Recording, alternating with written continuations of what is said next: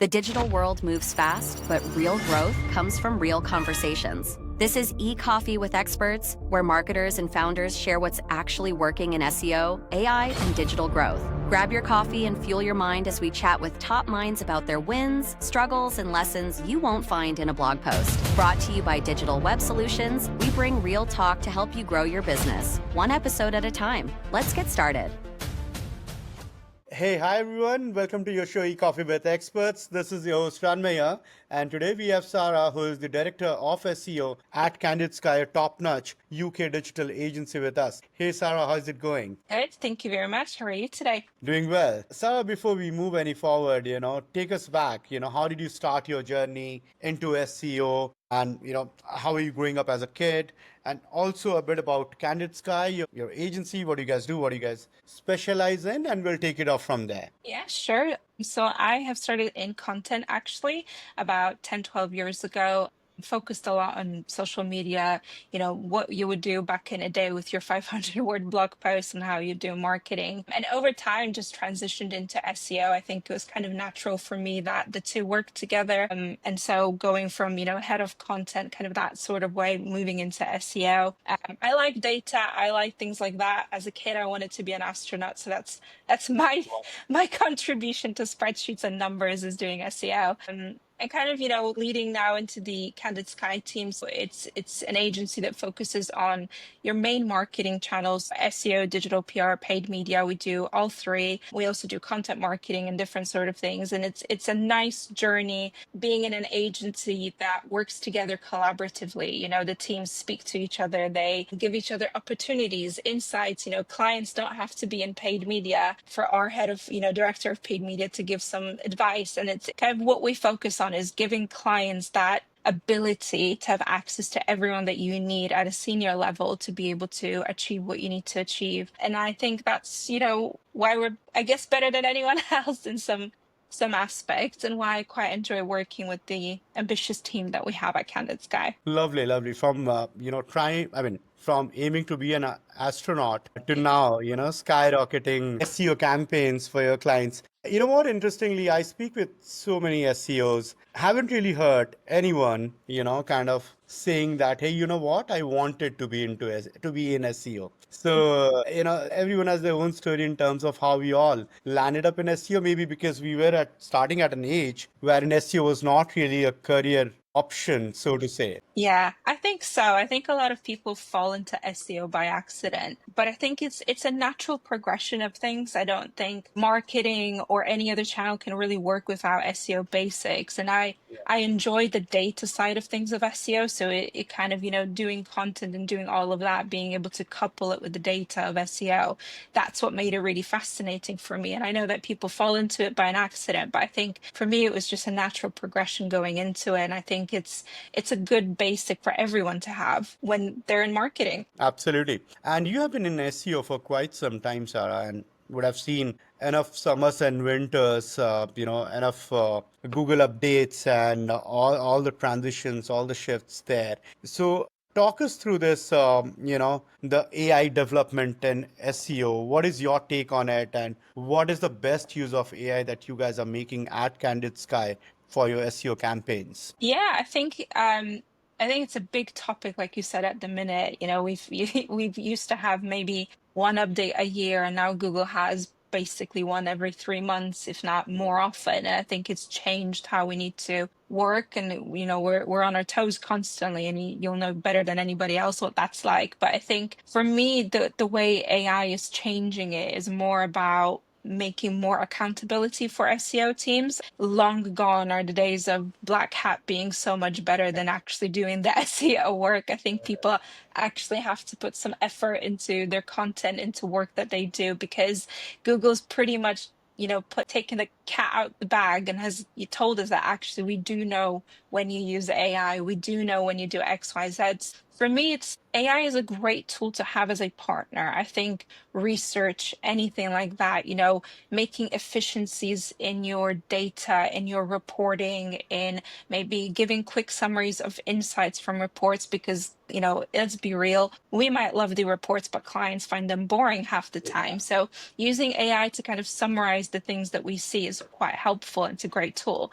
But I will say that using it to write content for you, probably a big no-no. And I think that's something that a lot of agencies are trying to shave the time off, because why would I hire a team of great copywriters when I can, hire really cheap 5 people and have them AI, all the content? I think a lot of agencies fell into that trap, and it's a dangerous trap because Google's obviously aware of us doing it. So I think it's 100%. interesting to see, yeah, and it's interesting to see how it's, websites that maybe performed really well initially because of it are now tanking, but websites that actually put the effort into doing the research and following the helpful content updates and actually utilizing all the tools that Google's been saying for years now, be insightful, use authority, have quotes from figures of importance. I think all of those things are actually starting to really show now. And, with AI overviews, with Gemini, Chat GPT, you kind of have to look at Bing now because everyone forgot Bing existed, but obviously Bing Yeah, drives Chat GPT, Bing drives Chat GPT. yeah, So we kind of have to apologize to Bing and actually start using it as well. And it's changed a lot. I think it's created different ways of working. Tech SEOs are using Bing indexing, which they've forgotten about for years. And I think having to look at how is my content now optimized for prompt search versus just quick, snappy keywords is quite different. It's almost like going back to how we used to do SEO 15 years ago, where it was about the long tail questions, and that's how things right. used to rank. And I think that's how it's changed it for us. Lovely, lovely points there. I could not have agreed more. What is your strategy of helping your clients rank on different LLMs out there? So I think essentially we've gone back in time and said, well, instead of looking at those short, snappy, high intent keywords, which are still of importance, we've really delved into the questions. What are the long tail keywords? Are your services, products, category pages answering the questions? People aren't looking for blue jeans anymore. They're looking for blue jeans in size 4 in bright color, and I want the cut to be a boot cut. They're just putting in all the information. So Yeah, it's so specific what they're looking for, and your landing pages have to cover all the points. If I'm going to be looking for I don't know, trip to Portugal, I'm not just going to search, tours to Portugal. I'm going to look. This is my budget. This is where I want to go. This is when I want to go. Find me every agency that yeah. travels to Portugal that meets all these all that criteria. And I think that's been very, very interesting to have these conversations with clients where we have to say you can't hide your pricing anymore. You can't hide your model of services. You need to explicitly explain on each landing page, what do you do? How do you do it?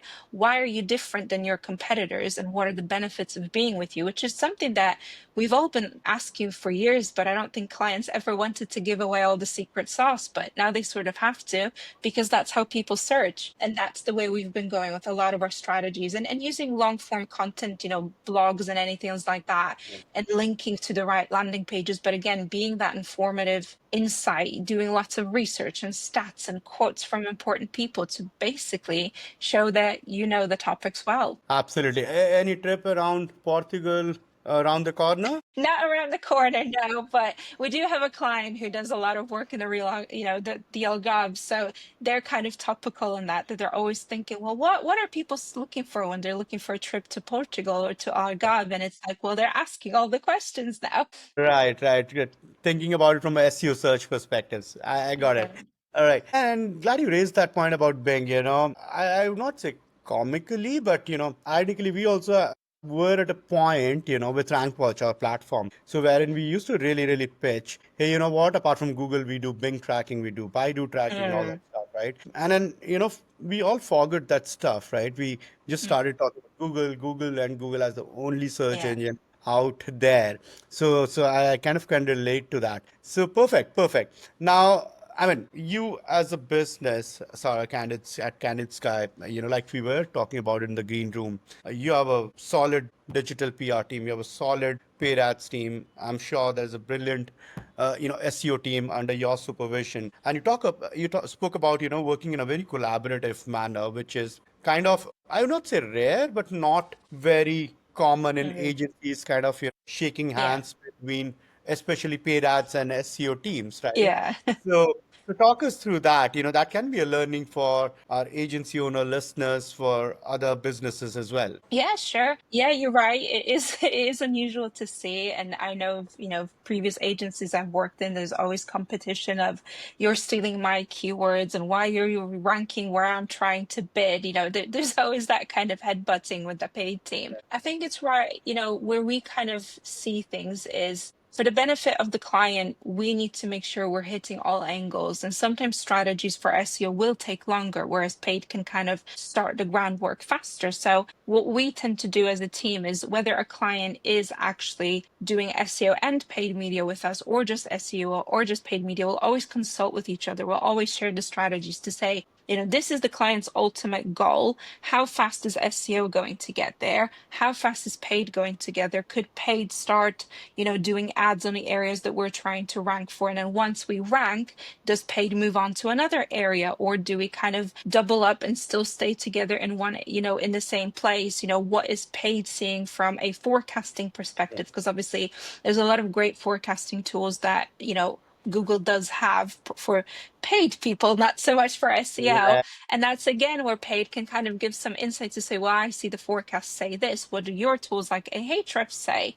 And how does that data compare? And I think that's where we work quite well, because we are just open about our strategies. And I think that's what a lot of agencies miss out on, is they don't talk about, what is the client's ultimate goal? Who's going to get there faster? And once you get there and say SEO gets there, who's staying? Are we both staying? Where is the opportunity? If the CPC is too high, could we possibly make sure that SEO ranks there and then paid moves on to the cheaper ones? How could we work on that together? And I think it's going to be important doing that even more so now that we are going to have AI mode coming in, where when you search, as you would on Gemini or Chat GPT, you're going to have answers from AI mode, but the answers will have everything in there. You'll have paid, you'll have the organic. It's all going to be in one. And I think you kind of need to work together and understand each other's strategies, because there might be businesses who are wasting loads of money on paid when they're already ranking really well. But then there's loads of areas where they might be saying, well, we need to rank really well there. It's really difficult for SEO, but actually it might be more beneficial for paid to step in. But we won't know that unless you speak to your teams. And I think that's what's so crucial to kind of making sure that it gels and works together, and where I feel we excel at, because we basically just talk to each other. Lovely, lovely. Great, yeah. And talking about your clients, and you were the head of SEO in your previous agency. Now you're again, kind of heading the show here. You'd be speaking with a lot of business owners, right, on those onboarding calls, discovery calls. What do you think is, one of the most common myths or misconceptions around SEO that these business owners or founders still have? I think the biggest misconception is that once you rank and you get people to your website, that they'll instantly convert.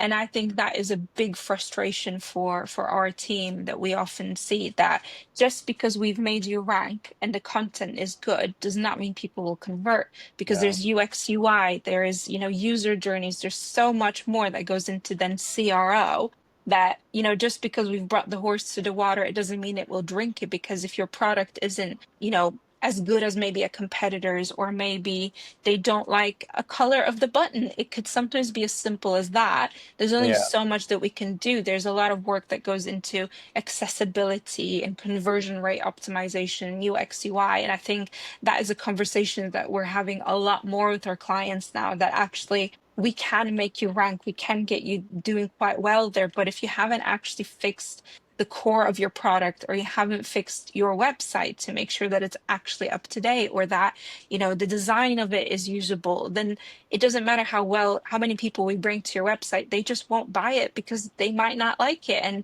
especially with younger generations, they're very visual generations. So if your UX is poor, it's going to impact your conversion. Absolutely. And, in fact, there are a lot of operational factors as well. Like, if someone calls in, the person kind of answering the calls, how is he or she kind of, Yeah. ensuring that the next steps are being followed, how, pleasant is that first communication with the business. It is at times not so fair for us to be evaluated on those numbers which are beyond our control as well. Right. I remember this was like one boutique agency based out of California, wherein a female business owner getting into the ops sides of things to kind of ensure that, the entire story is being looked after from an agency perspective, where she's like, if my client's business makes money, only then do we make money.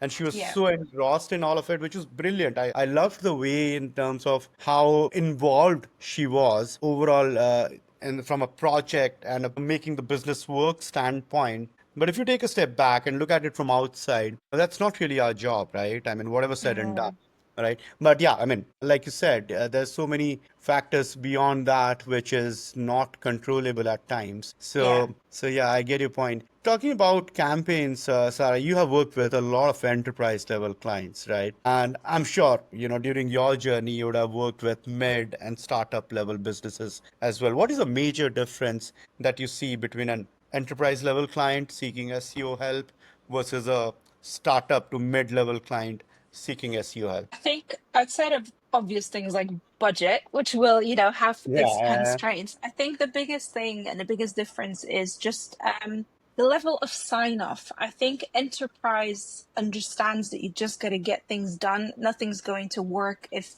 we don't sign off the work.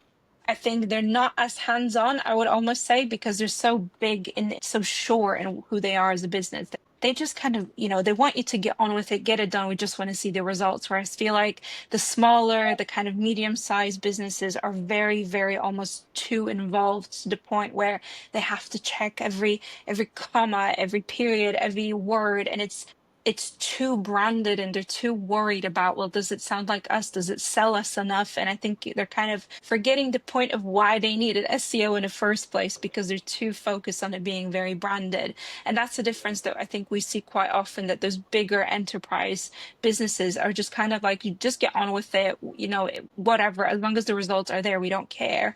Whereas those smaller businesses are just almost too involved and too concerned to let things go out the door, to almost the detriment of campaigns sometimes. Right, because you understand. I mean, they're trying to make that brand, right? Well, for an enterprise, it's already there, Yeah. right? So maybe that is the difference. The other day, I encountered a similar, use case wherein one of the clients was really particular about a guest post content, right? And I was trying to explain the client that, this is not going on your website. This is on a third party site. You're getting a link. The link is more important. Let's not think so much about the content, because overall it is their website's brand guidelines as well. We do not have much control on it, like in a data driven digital PR. But yeah, I Yeah. mean, clients being client wanted to make sure everything is in place from their perspective, which is a challenge because not everything is going to work as per their brand guidelines if it is happening, at third parties' place. So I get it. I get it completely. Perfect, Sarah. This has been a great conversation. I mean, I always expected that to be. But before we, kind of wrap this up, a quick rapid fire. Oh God, a rapid fire. Where do you want me to start? I All right, think let's do this. Your last Google search. my last Google search.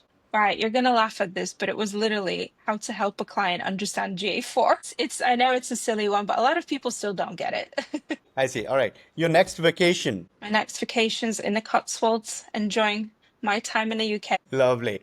What is that one thing you'd, kind of want to change about your overall professional journey thus far? I think I'd love more people to understand that you can still be fun and do SEO, and it doesn't have to be boring. We don't have to just look at the numbers. We can make data fun. Lovely. All right. The last one. Where do we find Sarah on Friday evenings after office or after work? Probably at home on a PlayStation. Thank you so much for taking out time to do this with us. Really appreciate it. Thank you for having me.